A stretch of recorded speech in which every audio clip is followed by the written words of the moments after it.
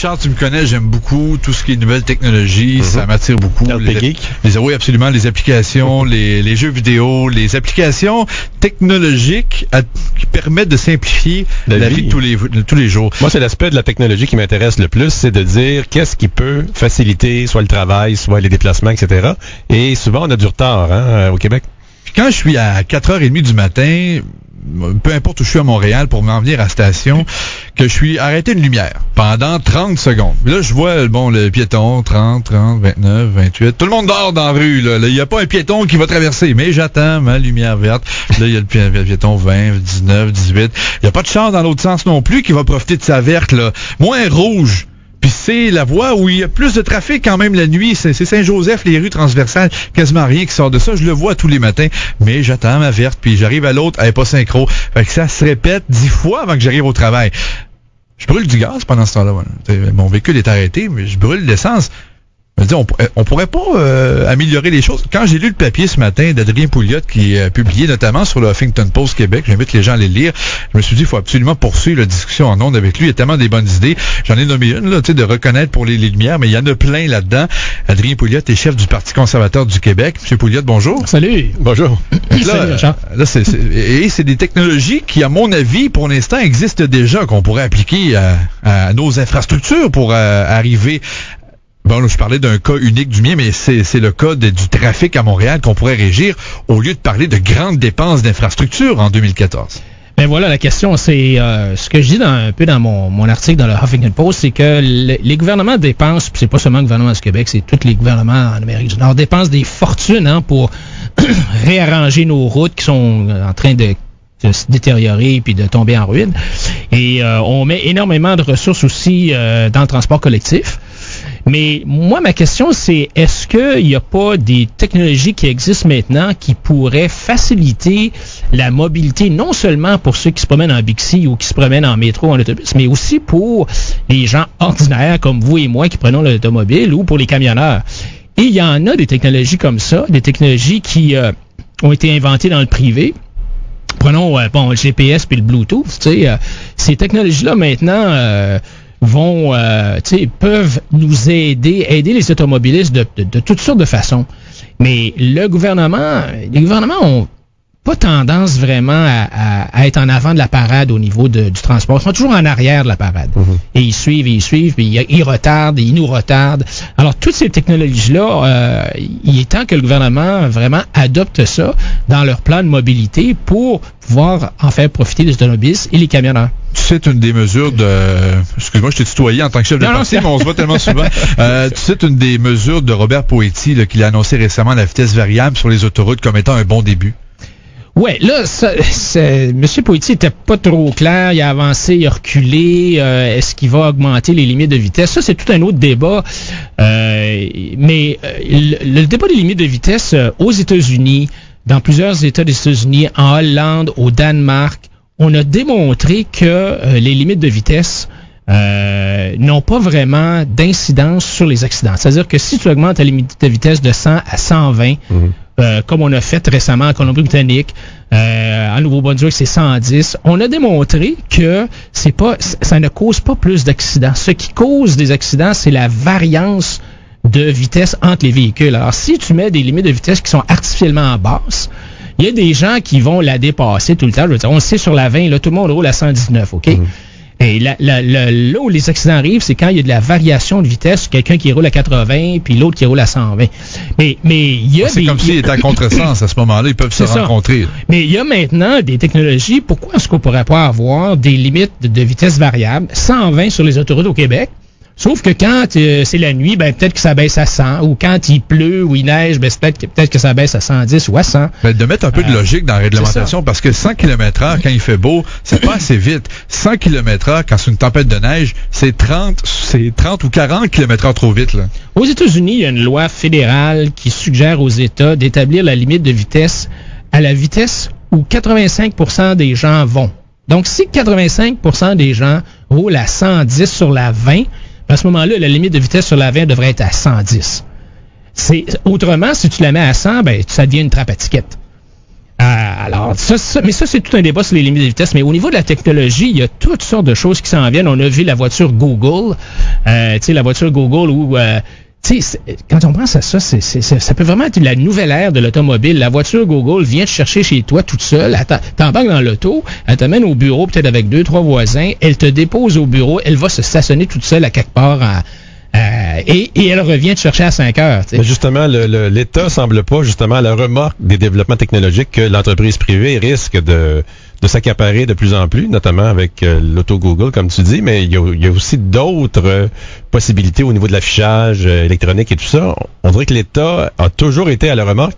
Là, ce que le ministre Poitier annonce, c'est quand même un petit peu avant-gardiste comparé à ce qu'on voit d'habitude, mais on devrait aller plus loin que ça, selon... ouais, c'est ça. Il faut dire que M. Poitier, là, c'est un tout petit pas en avant, là, mais on peut aller beaucoup plus loin que ça. Alors, moi, ce que je dis, c'est embrassons les nouvelles technologies pour que l'automobile puisse bénéficier de ça et pour qu'on puisse devenir beaucoup plus efficace. C'est avec les technologies qui contrôlent les vitesses, qui contrôlent les véhicules, on pourrait avoir sur la 20, avec la largeur qu'on a de la 20, on pourrait avoir 3 voies. Moduler la largeur. On peut moduler la largeur avec des lignes lumineuses qui changent la largeur des voies. Un peu comme sur le pont Jacques-Cartier, on va réagir quand il y a une demande pour aller dans une direction, on rajoute une 3e voie, on l'enlève dans l'autre direction, on gosse avec la voie du milieu finalement. Ça pourrait être à la sortie du pont Jacques-Cartier, là, quand tout le monde rentre le matin, là, la nuit en Ontario, elle pourrait être tout le temps verte, là, ou dans les rares exceptions où quelqu'un arrive, ben là, on y mettra une rouge. Moi, j'ai déjà entendu, je pense que c'était à Radio X, j'avais entendu un fonctionnaire de la Ville de Montréal qui essayait de nous faire croire que la plupart des lumières à Montréal étaient synchronisées. Non. De toute façon, c'est impossible avec toutes les rues qu'il y a. Mais ça serait incroyable si c'était synchronisé. Ça pourrait vraiment diminuer le temps d'attente, les coûts, l'essence qui brûle pour rien. La technologie le permet depuis très longtemps. On en parle depuis longtemps. On dirait que c'est au niveau financier que le bas blesse. On n'arrive pas à investir de la bonne façon. C'est ça. Les gouvernements ont peur. Tu vas introduire des nouvelles technologies, tu as peur de te tromper, les politiciens ont peur de se faire engueuler, les bureaucrates sont pas des entrepreneurs, c'est pas des gens qui veulent prendre des risques. Un bureaucrate, par définition, ça prend pas de risque. Mais Adrien, tu parles de Bluetooth, de GPS, par le sans fil, là, la lumière voit qu'il y a des voitures dans ce sens-là, ça devient vert, on libère des voies, il y a la Google Car. On peut critiquer le gouvernement du Québec ou du Canada, on peut quand même pas dire que c'est très répandu dans le monde présentement, le type de technologie dont tu parles. Là, t'as raison, un visionnaire pour la planète et non pas pour notre pays à nous. Là. Non, mais t'as raison, parce que pourquoi? Parce que les routes partout à travers la planète sont gérées par le gouvernement. Si on avait des routes qui appartenaient au privé, il y en aurait des technologies parce que là, mettons que la 40 appartenait au privé, OK? Ouais. La 20 appartient au gouvernement, la 40 appartient au privé. Ben là, t'es dans la concurrence. Qu'est-ce que les propriétaires de la 40 vont vouloir faire? Ils vont vouloir attirer du monde. Alors, qu'est-ce qu'ils vont faire? Ils vont peut-être trouver des nouvelles technologies, ils vont rendre ça plus intéressant. Ils vont trouver une façon d'attirer de la clientèle. Aujourd'hui, il n'y a aucune... C'est quoi l'incitatif du gouvernement d'utiliser les nouvelles technologies? Il n'y en a pas. Il n'y en a pas vraiment, là, tu sais. Puis en plus, c'est le genre d'économie qu'on veut créer, l'économie des cerveaux. Le secteur manufacturier, il se perd des jobs et des jobs. À chaque année, il y a des fermetures qui sont annoncées. Electrolux vient de fermer. On a appris qu'Energizer fermait Johnson & Johnson à Montréal. C'est des pertes d'emploi, mais de créer avec des chaires universitaires des endroits où on va développer des technologies comme ça. On pourrait être d'avant-garde et se mettre riche avec ça. Mais on peut dire aussi qu'il y a des secteurs à développer dans un premier temps qui seraient beaucoup plus payants. La santé, par exemple, où là, il y a beaucoup d'investissements à faire et peut-être qu'on doit appeler le privé à contribuer de plus en plus avant d'arriver avec les autoroutes privées, non? Oui, écoute, tu sais, quand on pense à une démocratie capitaliste, qu'est-ce qui fait vraiment que ça se distingue d'autres systèmes que les systèmes communistes? C'est, entre autres, c'est la technologie, la créativité, le risque, les gens qui essayent de mieux servir leurs concitoyens. Pourquoi? Pour faire un profit, là. Il faut le dire, c'est ça. Les gens, c'est comme ça que ça marche. Si tu veux faire un profit, il faut que tu trouves une façon de bien servir tes clients. Et pour faire ça, tu as la concurrence qui te force à trouver des nouvelles façons moins chères, des façons de mieux servir les clients. Et la technologie, l'innovation, c'est ça le moteur vraiment d'une démocratie capitaliste. Penses-tu que Steve Jobs aurait pu vraiment créer l'ordinateur Macintosh à Moscou? Tu sais, il aurait fallu qu'ils attendent le plan de 5 ans, là, puis là, le ministre de la technologie a dit à Steve Jobs, OK, Steve, c'est le temps d'aller à ton garage, là, c'est le temps d'inventer un Mac parce qu'on est rendu à 4 ans et demi du plan, puis c'est le temps de le faire. C'est pas comme ça que ça marche. L'innovation, c'est l'entrepreneurship, c'est ça vraiment qui fait que les démocraties capitalistes sont bien en avant en termes de standards de vie que les pays communistes. Adrien, on ajoute des nouvelles technologies au transport, mais c'est la machine au travers. On a l'impression que ça ralentit tout. Tu sais, je prends l'exemple de Car2Go, qui est une initiative intéressante. Ouais. Pas besoin d'avoir une voiture à Montréal tout le temps, mais une fois de temps en temps, une voiture, c'est pas mauvais. Donc, je sais qu'il y a comme une auto, mais le Car2Go, ben, tu vois sur une application où est-ce que la prochaine est stationnée, la plus près, ben, tu vas la prendre, tu loues pour une période, tu la stationnes, tu n'as plus besoin, et puis à toi, c'est fini. T'es chez vous, mais tu l'as laissé dans une zone où il y a des contraventions le mardi entre 9h et 10h. On voit plein de tickets d'un pare-brise des Car2Go. Donc, la machine, elle suit pas, là. Ah, c'est ça. Le gouvernement est toujours en retard sur les développements technologiques, puis il essaie toujours de se rattraper. Regarde le CRTC. C'est un meilleur exemple, c'est le CRTC qui est toujours en retard sur les technologies, tu sais, puis là, ils sont toujours en train de se rattraper, essayer de réglementer ça, mais t'as raison, prenons la nouvelle technologie pour appeler, pour faire du covoiturage, Uber, tu sais, Uber, là. Ah oui, là, l'industrie du taxi a peur que ça brise le taxi, là. Ah oui, mais ça, c'est sûr que quand l'automobile est arrivé, les manufacturiers de fouettes pour fouetter les chevaux sur les calèches, ils étaient inquiets, tu sais. Ben, même à ça, Uber, c'est des taxis, là. C'est ça, pour l'instant, c'est des taxis. C'est un taxi qui fait la route, là. Mais tout ça, en fait, ce que ça fait, c'est que ça donne du pouvoir à l'individu. En anglais, on dit empowers, ça donne du pouvoir à l'individu et ça enlève du pouvoir aux intermédiaires. On a de moins en moins besoin d'intermédiaires. Si tu es capable de commander un taxi sans passer par la centrale de taxi directement sur l'Internet, ben ça enlève le pouvoir de l'intermédiaire et ça enlève aussi du pouvoir au gouvernement. Hein, tu es capable de t'organiser sans être obligé de passer par quelqu'un qui a un permis du gouvernement. Alors, c'est une révolution qui a commencé il y a longtemps, mais qui s'accélère et qui continue à avancer. Autre bon point de ta lettre, excuse-moi Richard, c'est moduler le poids des camions. Présentement, là, il y a des pesées, puis il y a des zones dans l'année avec le dégel où il faut être encore plus léger. Tu irais de l'autre bord, toi. Le camion, il n'y a pas de limite de poids, il pèsera ce qu'il veut, là, par contre, il va payer plus cher. C'est ça, donc plutôt que d'avoir, comme tu dis, des stations de pesage, des gens qui checkent les camions, tu dis, OK, ben ça coûte tant là, je sais pas, moi, pour chaque 5000 livres, ça coûte tant.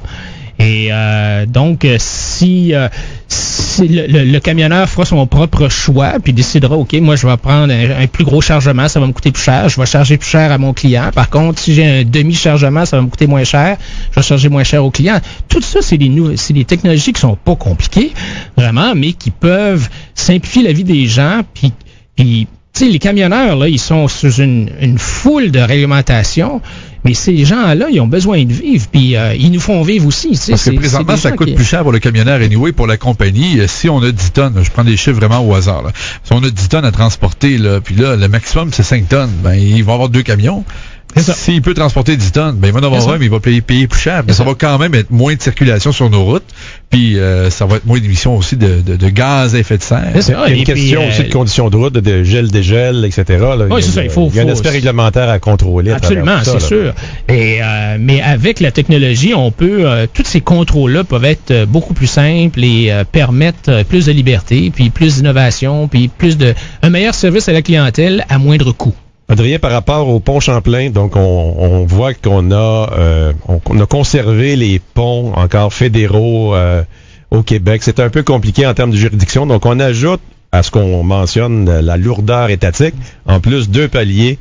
Quelle est la position par rapport au pont Champlain? Est-ce que c'est un bon deal qu'on a fait avec un PPP, avec un péage et tout ça, ou on aurait dû profiter pour aller un peu plus loin dans la stratégie d'amélioration des infrastructures routières?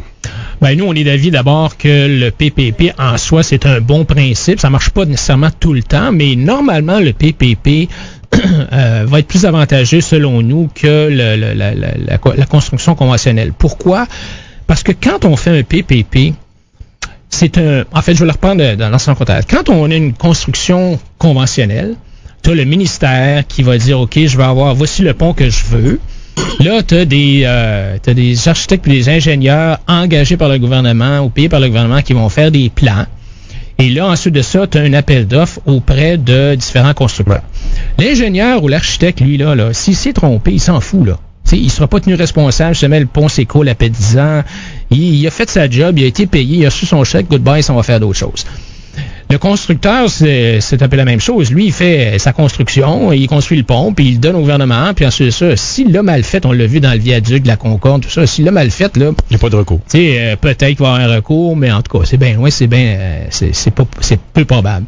Alors que dans un PPP, là, tout le monde travaille ensemble. Le constructeur s'en va se faire un consortium avec l'ingénieur, puis l'architecte, puis là, ils disent ensemble, OK, il faut qu'on fasse un pont.